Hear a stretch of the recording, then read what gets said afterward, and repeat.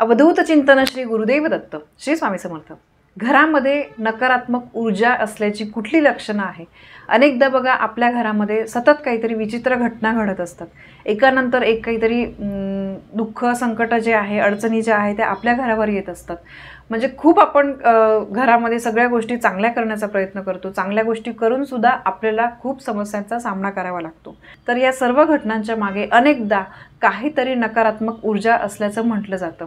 जेव्हा वारंवार आपल्या घरामध्ये अशा काहीतरी विचित्र घटना घडतायत तर त्यावेळेस तुम्हाला कुठेतरी याचा विचार केला पाहिजे की या गोष्टी का घडताय।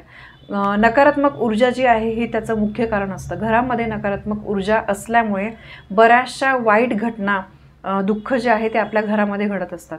एकानंतर एक कोणाचा तरी अपघात होत असतो। अपघात म्हणजे अगदी ॲक्सिडेंट असं नाही आहे, पण छोटं मोठं काहीतरी पडणं वगैरे हे होत असतं। सारखं कोणाचा ना कोणाचा आजारपण, डॉक्टरकडे जाऊन येतो, थोडे दिवस 2 दिवस आपल्याला बरं वाटतं, परत तेच आजारपण घरामध्ये एकानंतर एकाचं। यानंतर नवरा बायकोचं सुद्धा अगदी छोट्या छोट्या गोष्टींवरून भांडण, कोणत्याही कामामध्ये मन लागत नाही, सतत आपल्याला अगदी अस्वस्थ असल्यासारखं वाटतं, घरामध्ये राहायची इच्छा होत नाही, छोट्या छोट्या कारणावरून भांडण होतं। अगदी घरामध्ये बघा काही काही लोक असे असतात की ते नेहमी असे अगदी आजारी असल्यासारखे, एनर्जी नसल्यासारखे वागत असतात। आणि आजारपण, जसं की मी तुम्हाला सांगितलं आजारपण, त्यानंतर मुलं असू द्या की आपला नवरा वगैरे असेल, घरातले जे लोक असतात त्यांच्या प्रगतीमध्ये सारखे अडथळे येतात। म्हणजे एखादी संधी चांगली येते आणि सोप्या कामात सुद्धा यश मिळत नाही। सॉरी, मुलं मागे पडतात, मुलं अभ्यास वगैरे भरपूर करत असतील किंवा कधी कधी मुलंच चिडचिडपणा करतात, अभ्यास करत नाही किंवा अभ्यास करत असतील तरी ते कुठेतरी कमी पडतात। तर अशा ज्या या घटना आहे, यासोबतच बघा घरामध्ये सारखं काही ना काही वस्तू खराब होत असतात। हे तुटतं, ते तुटतं, हे रिपेअर करावं लागतं, सारखं काहीतरी रिपेअरिंग, इलेक्ट्रॉनिक वस्तू म्हणा, यासुद्धा गोष्टींच्या मागे नकारात्मकता जी आहे ती असते, नकारात्मकता कारणीभूत असते। तर या ज्या गोष्टी आहे ना, या का घडतात, तर याचे काही लक्षणं आहे की आपल्या घरामध्ये नकारात्मकता आहे ही कशी ओळखावी, तर ते मी तुम्हाला आजच्या व्हिडिओमध्ये सांगणार आहे। जर घरामध्ये सकारात्मक ऊर्जा असेल ना, तर त्या घरामध्ये अगदी आनंदाचं वातावरण असतं, निरोगी वातावरण असतं, त्या घरामध्ये सगळ्यांची अगदी प्रगती होत असते। हे बघा, दुःख माणसाच्या आयुष्यामध्ये येतच असतात, दुःखांशिवाय असं एक पण घर नसेल की ज्या घरामध्ये अजिबात अडचणी दुःख नाही आहे, पण त्याचं पण कुठेतरी एक लिमिट असतं। अगदी म्हणजे आज हे झालं दुःख तर उद्या उठून नवीन दुसरं काहीतरी असं हे चालूच असणं, तर हे घरामध्ये नकारात्मकता असल्यामुळे होत असतं। तर सकारात्मक ऊर्जा जर आपल्या घरामध्ये असली ना, तर त्या घरामध्ये कधीही कसलीही कमतरता भासत नाही, सर्व गुणसंपन्न असं ते घर असतं। जेव्हा घरामध्ये सतत बघा काही चांगल्या वस्तू तुटतात, बंद पडू लागतात, तर त्यामागे सुद्धा नकारात्मक ऊर्जा कारणीभूत असते। तर सगळ्यात पहिले म्हणजे नकारात्मकता आहे कसं ओळखायचं, तर मी तुम्हाला जसं सांगितलं, जेव्हा सतत भांडणं होतात, सतत आजारपण, काहीतरी वस्तू तुटणं, मुलं चिडचिड करणं, या ज्या अशा वाईट गोष्टी, विचित्र घटना सारख्या तुमच्या घरामध्ये घडत असतील तर 100% समजायचं की नकारात्मक ऊर्जा तुमच्या घरामध्ये आहे। भरपूर देवाची सेवा घरामध्ये आपण करतो, त्या सेवेमध्ये सुद्धा लक्ष लागत नाही, तर हे सगळे नकारात्मकता असण्याचे म्हणजे लक्षणं आहेत। तर ही नकारात्मकता कशी दूर करावी, तर नकारात्मकता दूर करण्यासाठी तुम्हाला घर आणि घराच्या प्रवेशद्वाराबद्दल काही विशेष काळजी घेतली पाहिजे। आपण बघा 2-2 तास सेवा करतो, पण त्या देवाऱ्यामधले देव अगदी धूळ खात असतील, तो देवारा धुळीचा असेल, तिथे सगळं जाळजळमट असेल, तर कसं काय ती सेवासुद्धा देवापर्यंत पोहोचत नाही। तर त्यामुळे लक्षात ठेवा, आपलं घर हे नेहमी स्वच्छ असलं पाहिजे। आपण दिवाळीला घर स्वच्छ करतो, मान्य, सगळ्या महिला अगदी कसून त्यावेळेस कामं करत असतात। बघा, लक्षात घ्या, दर 15 दिवसांनी अमावास्या पौर्णिमा येत असते, तर तुम्ही हाताला एक सवयच लावून घ्या की अमावास्या पौर्णिमेच्या आधी तुम्ही घरामधलं सगळं जाळजळमटं काढत जा, एक निदान झाडू तरी तुम्ही फिरवत जा। शनिवारी तुम्ही जाळजळमटं वगैरे जे आहे ते तुम्ही काढू शकता।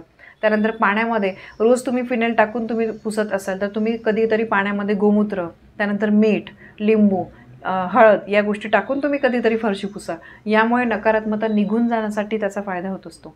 सकाळ संध्याकाळ तुम्हाला देवाजवळ दिवा, तुळशीजवळ दिवा हे लावलंच गेलं पाहिजे। या गोष्टींमुळे काय आहे, घरातली नकारात्मकता दूर होण्यासाठी फायदा होत असतो। यासोबतच आपल्याला पितरांचे सुद्धा स्मरण करायचं असतं। तुम्ही दान करत जा, अमुक एक दिवशी दान करत जा, तर त्यामुळे आपले पित्र जे आहे ते प्रसन्न होतात। त्यानंतर पितरांचं आपल्याला स्मरण करायचं आहे।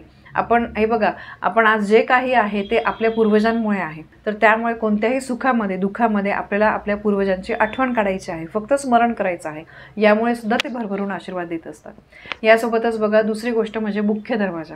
मी नेहमी सांगत असते, अमावस्या पौर्णिमेच्या वेळेस मी जे काही व्हिडिओ शेअर करते तर त्यावेळेस मी तुम्हाला सांगत असते की मुख्य दरवाजाच्या बाहेर रांगोळी काढल्यामुळे घरामध्ये नकारात्मकता येत नाही.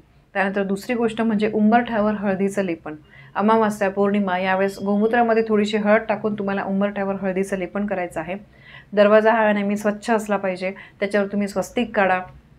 स्वस्तिक जसं मी तुम्हाला सांगितलं, हळद आणि कुंकवाने तुम्हाला स्वस्तिक काढून त्यामध्ये 4 थेंब आणि बाजूला 2 रेषा द्यायच्या आहे. घराचा नियमितपणे तुम्हाला उतारा करायचा आहे. नारळाने तुम्हाला उतारा करायचा आहे. कधी कधी बघा चांगलं काहीच होत नाही आहे, घरामध्ये नेहमी वाद वाढतातच आहे, घरात कुठलेही काहीही चांगलं होत नाही आहे, असं जेव्हा होतं तर त्यावेळेस तुम्ही नकारात्मकता आहे हे 100% त्या घरामध्ये नकारात्मकता असतेच. आणि त्यावेळेस तुम्ही हे छोटे छोटे उपाय जे आहे ना हे तुम्ही नेहमी करत जा, नियमितपणे करत जा. त्यामुळे तुम्हाला काय आहे की घरामध्ये जी नकारात्मकता वगैरे आहे ना ती येत नाही. मग आपण केलेल्या पूजेचं फळ मिळत असतं. आणि अमुक एक विशिष्ट दिवशी जेव्हा बघा आता सण काही येतात, जसं आता रथसप्तमी होती, त्यानंतर वसंत पंचमी होती, तर हे जे काही गणेश जयंती होती, तर हे विशेष दिवस काय आहे, या दिवशी आपल्याला काही सेवा करायचीच असते, कारण त्या दिवसांना खूप महत्त्व असतं. आपण इतर वेळेस सेवा करतो ती वेगळी, पण अशा काही विशेष दिवशी जर आपण काही सेवा केली तर त्याचं आपल्याला कित्येक जास्त पटीने पुण्य मिळतं आणि त्याचा फायदा आपल्या घरासाठी होत असतो. मुख्य दरवाजाला बघा तुम्ही 64 योगिनी यंत्र मी जे माझ्या घरावर आहे ते तुम्हाला दाखवलेलं आहे. त्यानंतर कवड्यांचं तोरण, मी बऱ्याचशा गोष्टी तुम्हाला व्हिडिओमध्ये दाखवलेल्या आहे. मी तुम्हाला स्क्रीनवर नंबर पण देते, त्या ताईंकडे ह्या सगळ्या वस्तू मिळू शकतात. जवळपास तुम्हाला कुठे मिळालं तिथून घ्या, चालेल. पण या वस्तू आहे ना एकदा आपण लावल्या ना घरामध्ये ठेवल्यानंतर त्याचा आपल्याला खूप फायदा होत असतो. म्हणून मी नेहमी सांगत असते की हा सण आला हे घ्या, ते सण आला ही गोष्ट करा, ती गोष्ट करा, कारण याच्या मागे काहीतरी कारण असतं. कारण या गोष्टी आपण जेव्हा करतो ना तर त्याचा अनुभव आपल्याला यायला लागतो आणि मग आपणच 4 लोकांना सांगतो, अगं नाही हे असं करून बघा, याच्याने असं होतं. तर नक्की तुम्ही काही विशेष दिवशी काही उपाय करत जा की जेणेकरून घरातली नकारात्मकता जी आहे ती बाहेर फेकली जाईल. आणि घरात मध्ये नकारात्मकता असली ना तर खरंच त्याचा खूप वाईट परिणाम आपल्या घरच्यांवर होत असतो. अक्षरशः म्हणजे काही काही घरांमध्ये इतकं ते वाद वगैरे जे आहे ते कोपाला जातात की त्या घरामध्ये मग काहीच उरत नाही, त्या घराला घर पण राहत नाही. तर त्यामुळे घरामध्ये नकारात्मकता न येण्यासाठी आपल्याला हे काही उपाय करायचे आहे, काही काळजी घ्यायची आहे. तर ही एक अतिशय महत्त्वाची माहिती मला तुमच्यापर्यंत पोहोचवायची होती. माहिती आवडली असेल व्हिडिओला लाईक करा, शेअर करा, कमेंट करा. पुन्हा भेटूया अशा एका नवीन माहितीसोबत. तोपर्यंत श्री स्वामी समर्थ.